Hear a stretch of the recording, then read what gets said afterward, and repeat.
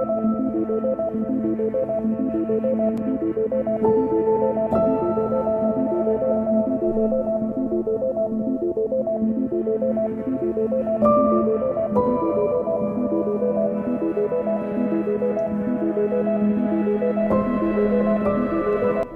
orang pemuda sedang mengeksplor hutan Amazon untuk mencari suku pedalaman yang masih menjadi misteri keberadaannya.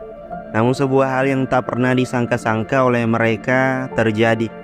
Film janggal ini berdasar kepada kisah nyata, yang artinya jalan cerita dalam film ini benar-benar pernah terjadi pada kehidupan nyata.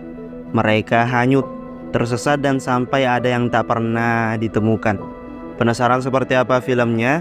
Oke, langsung saja kita masuk ke dalam alur filmnya. Film berawal pada awal tahun 1981. Terlihat di sana ada seorang mantan tentara Israel bernama Yossi yang beralih profesi menjadi seorang traveler, di mana kali ini dia mengunjungi Bolivia, Amerika Selatan untuk mengeksplor tempat-tempat yang baru di sana. Ketika Yossi sudah berada di atas kapal kayu untuk memulai perjalanan menuju Bolivia, di atas kapal itu ia bertemu dengan seorang pria yang bernama Markus. Ia merupakan seorang guru sekolah. Pertemuannya itu membuat mereka langsung akrab dikarenakan mempunyai hobi yang sama. Sehingga setelah sampai di tempat tujuan, mereka pun langsung mendirikan tenda bersama. Di saat berkeliling bersama, tak sengaja Markus bertemu dengan teman lamanya. Ia bernama Kevin yang merupakan seorang fotografer dan hobi berkeliling tempat untuk mencari tempat menarik untuk difoto. Tak lupa, Markus mengenalkan Kevin ke Yossi dan kini mereka bertiga menjadi teman. Suatu hari, Yossi sedang berjalan-jalan di pasar dan secara mengejutkan pria misterius mendatanginya dan ingin mengajak Yossi berbicara. Pria asing yang bernama Carl itu mengklaim bahwa keberadaan suku asli di hutan yang harus mereka temui. Sementara Yossi yang memang mempunyai tujuan itu sangat-sangat bersemangat mendengarnya. Kemudian Yossi mencoba menceritakan hal itu kepada kedua temannya. Bahkan Yossi mengajak Markus dan Kevin untuk melakukan perjalanan itu bersama dengan Carl. Namun mereka menolak dengan alasan mungkin saja pria asing itu mencoba menjebak mereka. Yossi terus menekan sampai akhirnya mereka berdua pun setuju. Hari pun berganti dan mereka bertiga bertemu dengan Carl untuk membahas perjalanan mereka. Carl menunjukkan sebuah peta dan mengatakan kalau mereka akan mendaki beberapa gunung untuk bisa sampai ke suku yang belum ditemukan yang bernama suku Toromonas.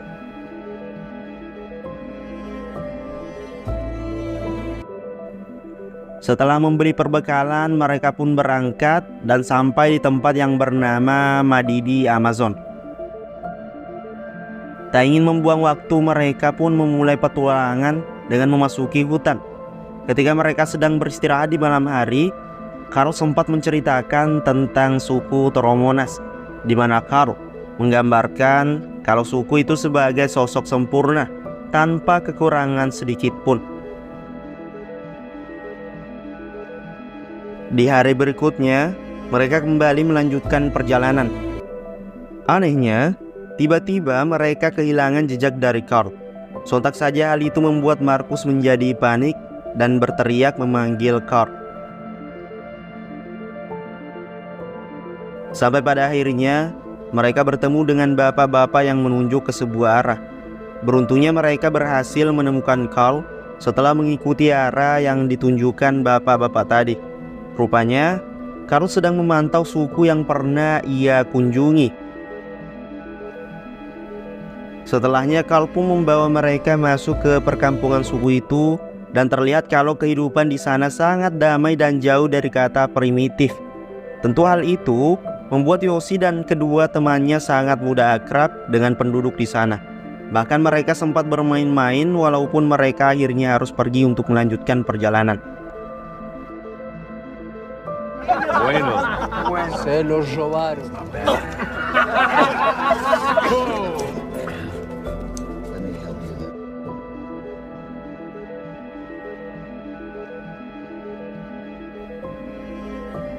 Dalam perjalanan itulah mereka melihat seekor kera, dan tak berpikir panjang, Karl langsung menembak dan membunuh kera itu secara membabi buta untuk dijadikan menu makan malam mereka.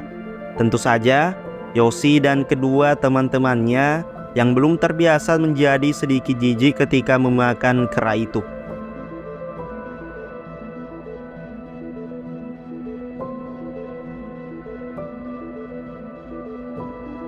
Hari kembali berganti dan perjalanan terus berlanjut. Namun sayangnya, langkah mereka sempat terhenti karena Markus tidak bisa berjalan karena kakinya yang semakin sakit. Mereka sempat bingung karena masih butuh 4 hari lagi untuk sampai di tujuan.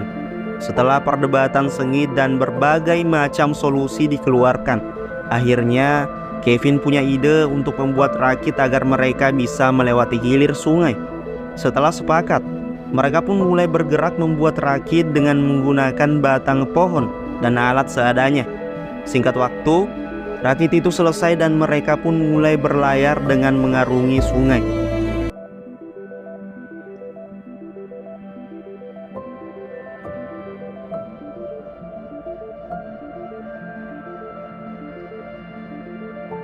Sayangnya, perjalanan itu tak semulus yang dibayangkan, karena tiba-tiba saja mereka dihadapkan dengan arus sungai yang tak bersahabat.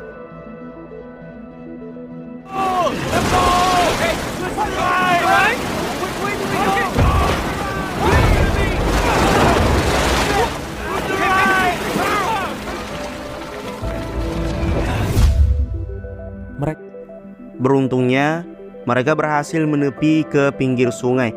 Ketika keadaan sudah aman, mereka ingin melanjutkan perjalanan dengan menggunakan rakit.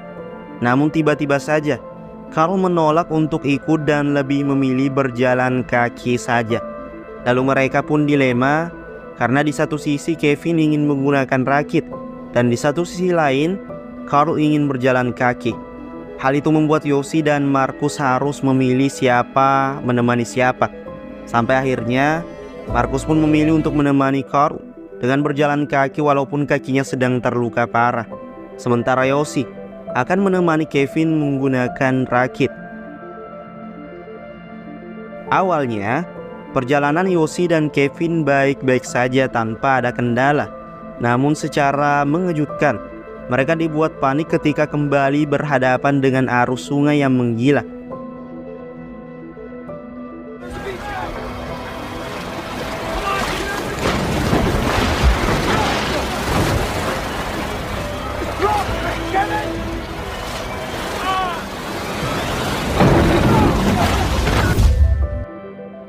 Sayangnya, kali ini mereka tidak mampu menghadapi arus itu.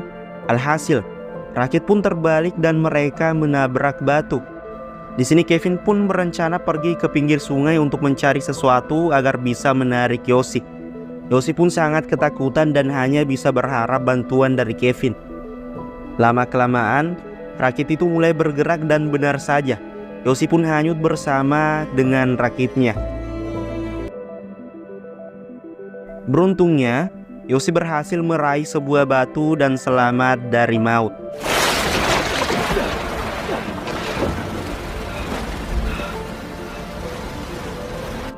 Singkat waktu, Yoshi kembali bangkit untuk mencari keberadaan Kevin. Namun tetap saja hal itu pun sia-sia dan Yoshi harus bertahan hidup seorang diri di hutan itu. Tak terasa, sudah memasuki hari ke-6. Yoshi yang sedang kelaparan melihat buah-buahan dan berniat untuk mengambilnya. Tapi ia pun dikejutkan seekor ular yang sedang bersarang di sana. Karena terdesak kebutuhan hidup, akhirnya Kevin melawan ular itu dan membunuhnya secara brutal.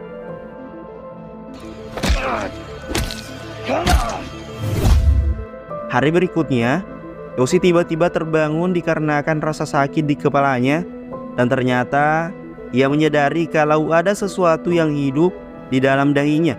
Benar saja, Seekor parasit menggeliat ketika Yoshi mengeluarkannya. Di tempat lain, ada ayah dan anak sedang berjalan di pinggir sungai.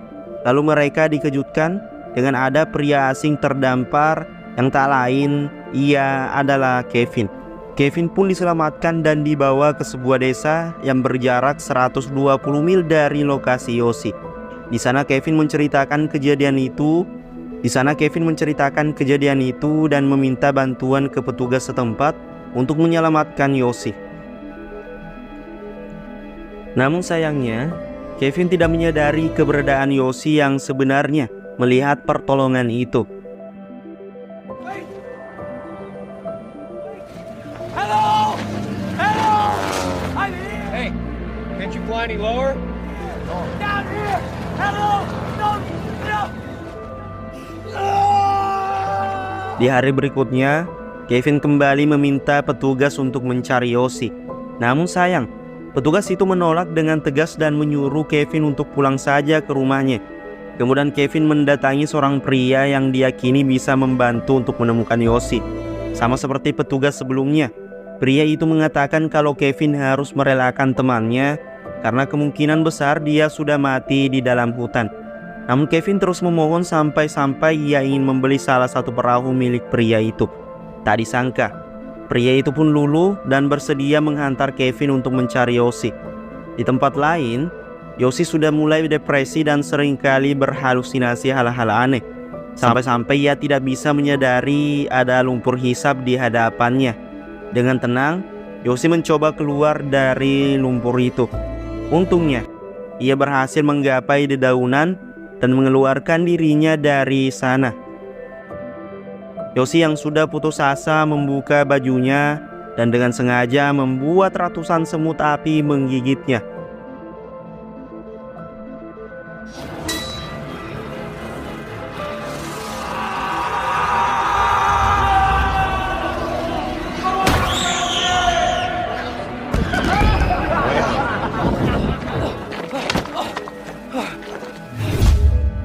Tepat di hari ke-19, Kevin dan pengemudi perahu sampai di hutan dan menepi di pinggir sungai. Kemudian perahu mengatakan kalau mereka harus kembali mengingat arus sungai itu terlalu berbahaya untuk mereka lewati. Kevin yang mengetahui hal itu mau tidak mau mengiyakan perkataan pria itu. Sayangnya, Yoshi baru menyadari kehadiran mereka di saat perahu itu mulai menjauh. Dengan sisa-sisa tenaga, Yoshi mencoba merangkak dan berteriak memanggil Kevin.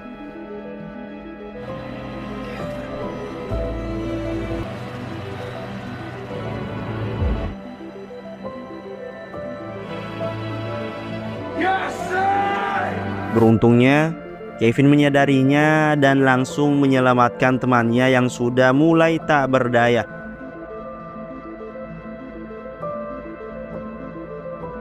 Selanjutnya, Yoshi dibawa ke desa untuk mendapatkan pertolongan pertama. Tentu Yoshi pun sangat bersyukur karena masih diberi kesempatan untuk hidup. Di akhir film mengatakan Yoshi dan Kevin berhasil kembali ke tempat asalnya dan mereka berharap menemui Marcus dan juga Carl. Namun setelah kejadian itu, kabar mereka tidak pernah terdengar lagi. Diketahui juga kalau Carl dicari pihak berwenang karena sebelumnya sudah melakukan hal sama dengan membawa para turis masuk ke dalam hutan. Bahkan di sana tidak ada suku yang seperti dikatakan oleh Carl. Sampai saat ini tidak ada yang tahu apa alasan Carl membawa mereka ke dalam hutan.